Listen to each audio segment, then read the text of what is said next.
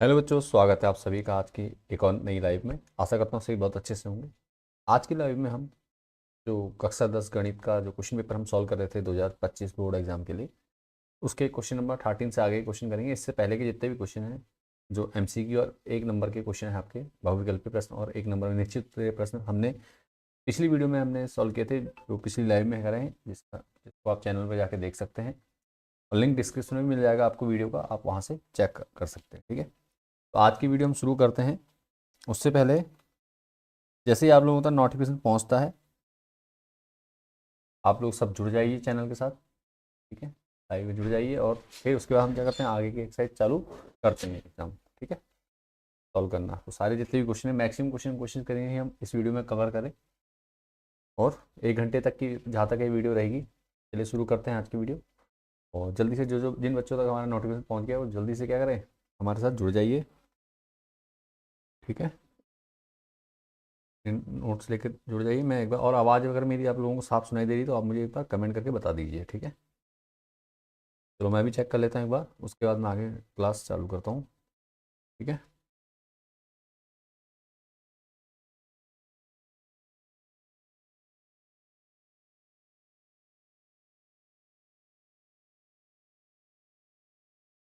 आवाज़ सही आ रही है, कोई डाउट नहीं लग रहा, तो जितने बच्चे हमारे साथ हैं जल्दी से जुड़ जाइए। ठीक है, फिर आगे करते हैं स्टार्ट मैं वीडियो को।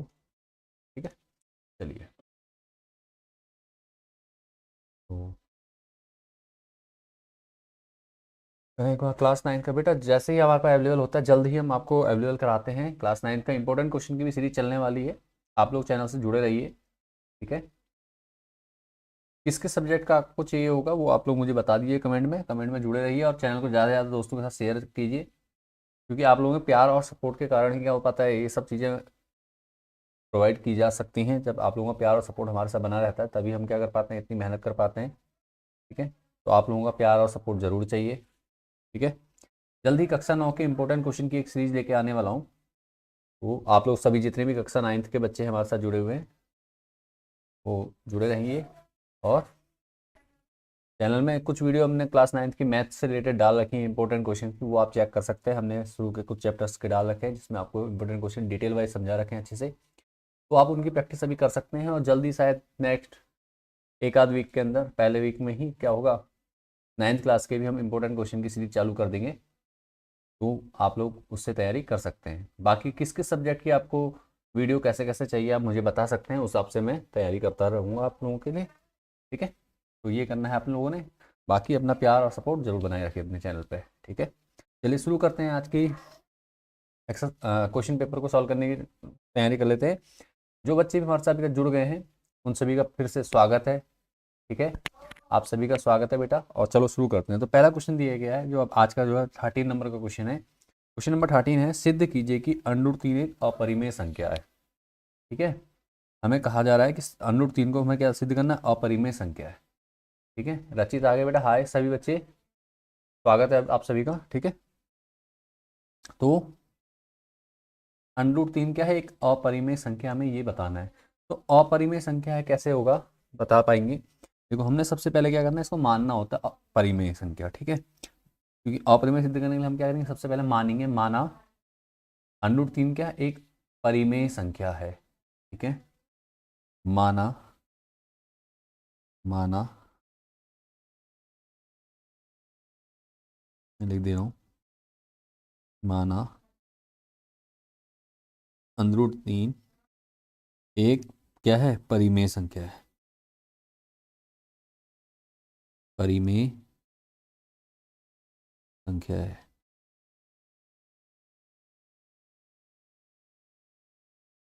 ठीक है, क्या है, √3 क्या है, एक परिमेय संख्या है, ये मान लिया। क्यों मान रहे हैं इसका भी मैं आपको बताते हुए चलता हूँ सीधी सी। हमने क्या दिखाना है, जब हम परिमेय संख्या मानते हैं किसी संख्या, तो परिमेय संख्या क्या होती है, P/Q के रूप में होती है। P और Q क्या होते हैं, पूर्णांक होते हैं। ठीक है, यहाँ तक समझ में आ गया। और Q क्या है, ≠0 होता है। ठीक है, ये पूर्णांक हैं और क्या होते हैं, ये साथ में क्या होते हैं, सह अभाज्य, सह अभाज्य। ठीक है, ये इसका बड़ा इंपॉर्टेंट रोल रहेगा यहाँ पर, ठीक है। सहअभाज्य रहते हैं, तो मैं इसी की चीज़ को यहाँ पे लेके चलूँगा और यहाँ पे सॉल्व करूँगा, ठीक है। इस चीज़ का ध्यान देना है हमने। इसको मैं हटा देता हूँ, इसकी ज़रूरत नहीं पड़ेगी। अब चलो भी रहने देते हैं। पहले मैं इसको थोड़ा छोटा कर दूँ, ठीक है। ये हो गया। चलिए, तो हमने लिखा माना √3 एक परिमेय संख्या है। यहाँ तक समझ में आ गया। भैया क्या करना है, हमें सबसे पहले मान लेना है कि कोई भी √ में कोई भी संख्या दी गई हो, चाहे √2 हो, √3 हो, √5 हो, √6 हो, √7 हो, या √3 + 5 हो, इस प्रकार का कोई भी संख्या हो आपको, तो आपने प्रोसेस सेम रहेगी, कुछ आपको करने की जरूरत नहीं है अलग, ठीक है। एक क्वेश्चन आप समझ जाएंगे तो आप सारे क्वेश्चन को इजीली कर सकते हैं, ठीक है। तो माना √3 क्या है, एक परिमेय संख्या है। तो जब परिमेय संख्या है तो इसका मतलब क्या, √3 को मैं क्या लिख सकता हूँ, P/Q के रूप में लिख सकता हूँ, क्योंकि आप जानते हैं परिमेय संख्या हो गई होती है। परिमेय संख्या की परिभाषा हमने पढ़ रखी कि वे सभी संख्याएं जिनको हम P/Q के रूप में लिख सकते हैं, जहाँ Q क्या है, P और Q क्या है, पूर्णांक है, और Q क्या है, जो हर है उसका 0 के बराबर नहीं है, 0 नहीं है, ठीक है। तो ये इस प्रकार से लिख सकते हैं। अब मैं इसको अगर सॉल्व करूंगा तो क्या बनेगा, देखो सॉल्व करने पे बनेगा, क्रॉस मल्टीप्लाई करनी आपको आती है, कैंची गुणा आती है आपको, ये, ठीक है। ये हो जाएगा, तो यहाँ से हमारा क्या आएगा, P बराबर कितना होगा, देखो P, थोड़ा चेंज करता हूँ, P बराबर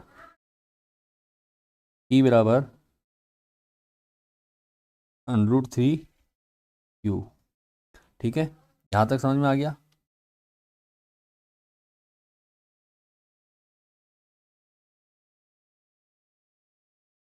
इतना हो गया। अब क्या करना है हमने, इसमें दोनों पक्षों का वर्ग करेंगे, ठीक है। दोनों,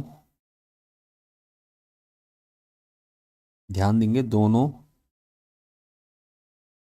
क्योंकि हमें अंडर हटाना है, ठीक है, दोनों पक्षों का वर्ग करने पर,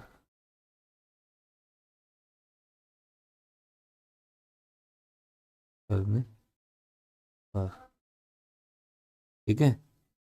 दोनों पक्षों का वर्ग करने पे क्या होगा, देखिए ये है संख्या, कहाँ है, ये है हमारी, इसका वर्ग होगा क्या, P बराबर √3Q, इसका वर्ग होगा तो क्या हो जाएगा, देखो जब वर्ग करेंगे तो क्या होगा, P का क्या हो जाएगा, P² हो जाएगा, बराबर √3 का क्या होगा, स्क्वायर 3 हो जाएगा, Q का स्क्वायर, Q² हो जाएगा, ठीक है।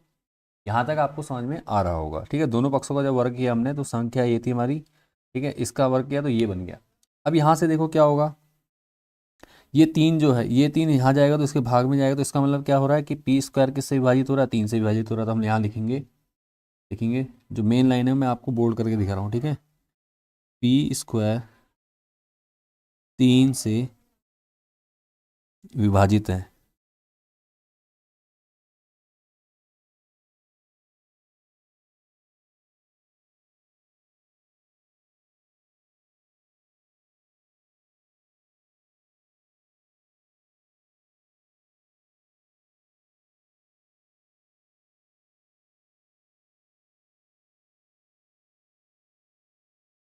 ठीक है। P² क्या है, 3 से विभाजित है, तो P भी क्या होगा, P भी 3 से विभाजित होगा, ठीक है।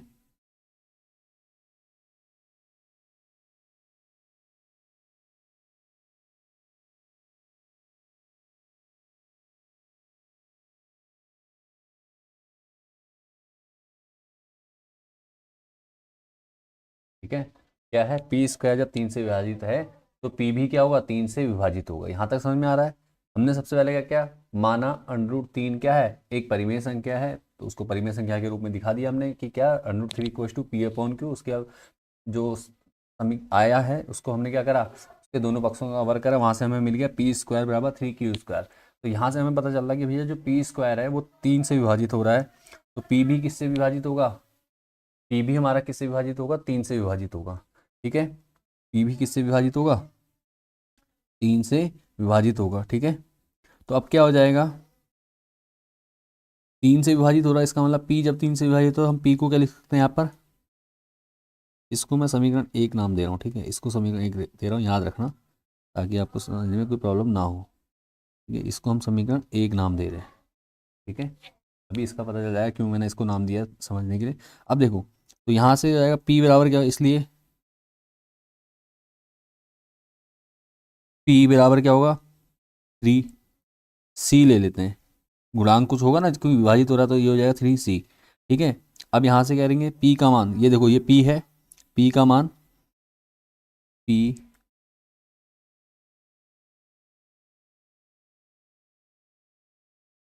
का मान समीकरण, अब देखो देखो समीकरण एक में रखने पर, एक में रखने पर,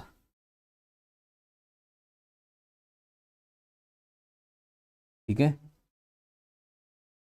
पी का मान समीकरण एक में रखने पर। ठीक है, यहाँ तक समझ में आ गया। पी का मान समीकरण एक में रखने पर क्या किया हमने, जो पी का मान है, क्योंकि पी भी 3 से विभाजित, तो पी बराबर 3C हो जाएगा। अब यहाँ पे क्या, पी का मान कहाँ रखना, समीकरण एक में, तो जहाँ जहाँ पी है वहाँ पर रख दो।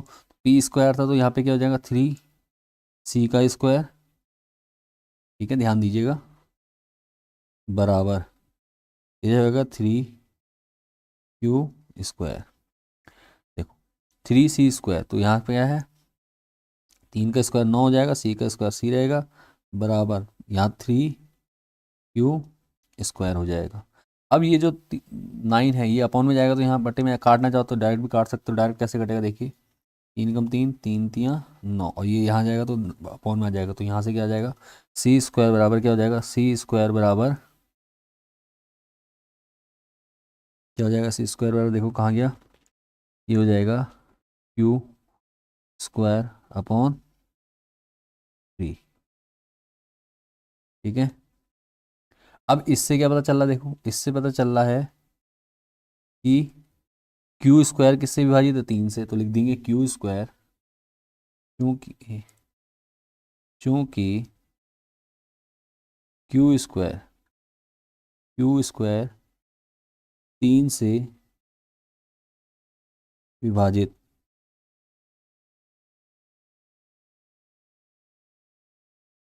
है,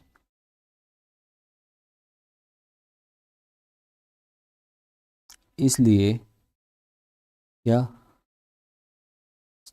इसलिए क्यू भी, क्यू क्यू भी किससे, 3 से विभाजित होगा। ठीक है।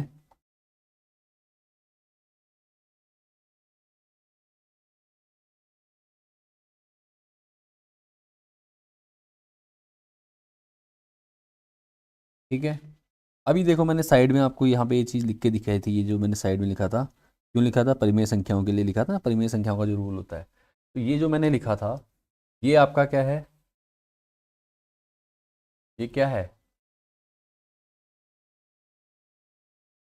देखिए ये बता रहा था कि यहाँ पे सहभाज्य है, मतलब इनका सिर्फ क्या होगा, दोनों संख्याएं जो पी और क्यू है वो किससे होगी, केवल इनका जो कॉमन फैक्टर होगा वो एक ही होगा। लेकिन हमारा यहाँ पे कितना दिखा दिया, हमारा यहाँ पे दिखा दिया 3, 3 से विभाजित हो रहा है। ठीक है, तो जब 3 से विभाजित हो रहा है तो हम क्या करेंगे, इसको मैं साइड में लिखता हूँ, रुको हाँ 1 मिनट, तो बस हाँ शिफ्ट कर लेता हूँ, यहीं इसकी ज़रूरत थी, अभी यहीं पे रहने देता हूँ और नीचे से मैं आपको दिखा देता हूँ। ठीक है,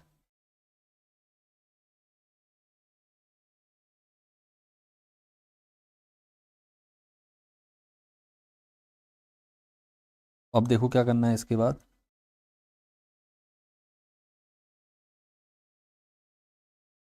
चूंकि लिखेंगे यहाँ, चूंकि चूंकि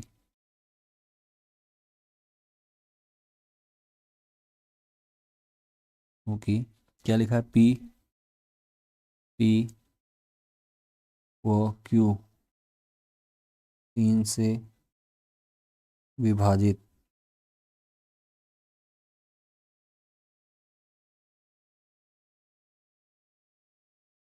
हो रहे हैं,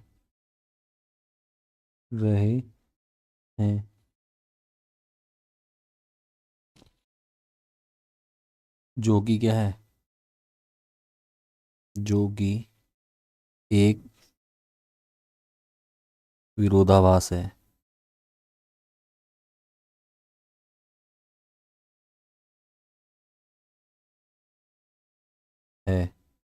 इसलिए लिखेंगे इसलिए √3 एक क्या है, अपरिमेय संख्या है।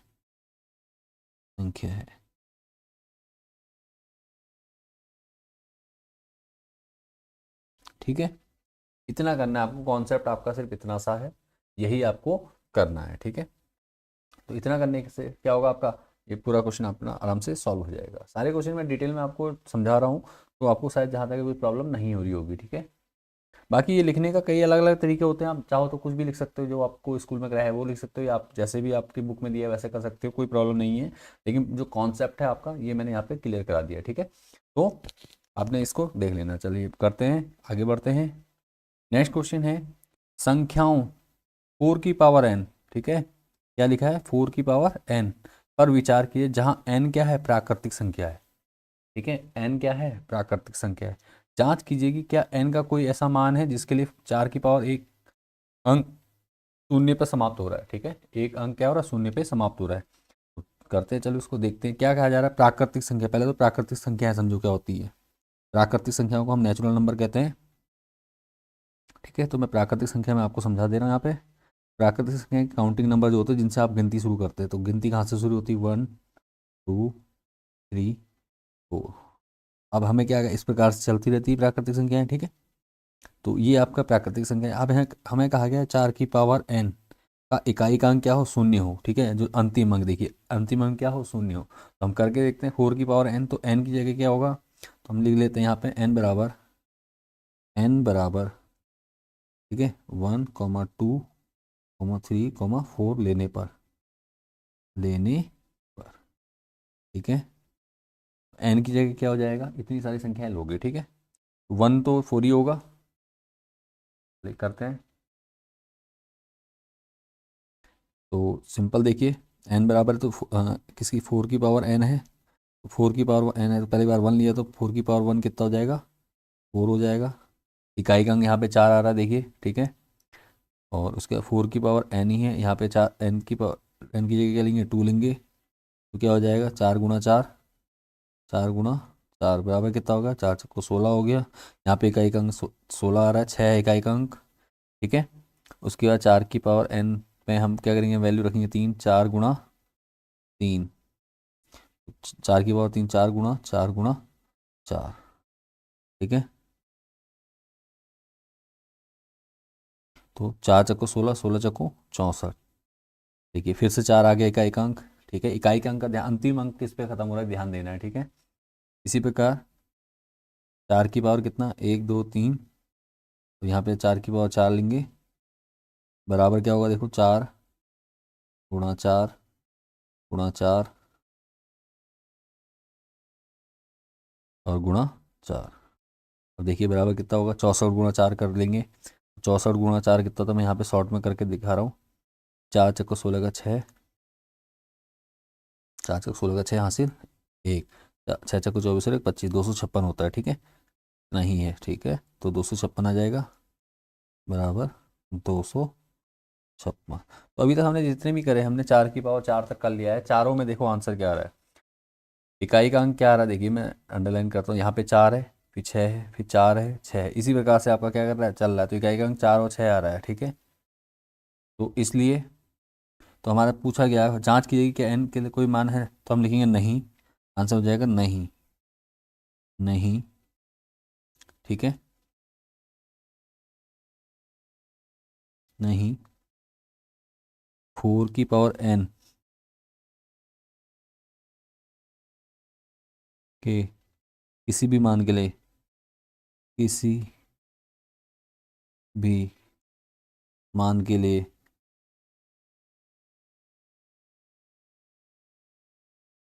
क्या होगा,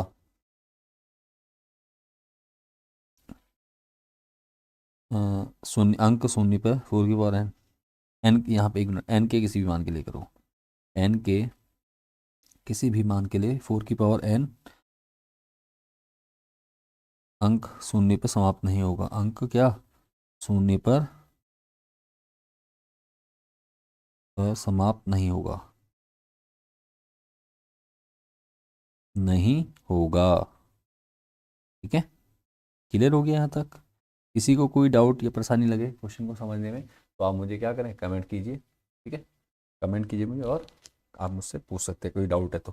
इस प्रकार अगर आपको यहाँ पे 4 की पावर n की जगह कोई भी आपको संख्या दे दी जाए, 2 की पावर n, 5 की पावर n, 7 की पावर n, तो करने का प्रोसेस यही है। आपने क्या करना है, n के कुछ मान ले लेने हैं, उनको पुट करना है वैल्यू को, और उनका आंसर जो आ रहा है उसके बेस पे देखना इकाई का अंक अगर क्या आ रहा है वो उस हिसाब से आपको बताना है। ठीक है, ये आपने करना है। इस प्रकार से क्वेश्चन आपका इजीली हो जाएगा। तो क्वेश्चन नंबर क्या 13 के हमने दोनों पार्ट कर लिए हैं, अथवा वाला भी कर लिया और सिंपल भी कर लिया। ठीक है, बढ़ते हैं नेक्स्ट क्वेश्चन में। क्वेश्चन नंबर 14 क्या है पेपर में जो आया है?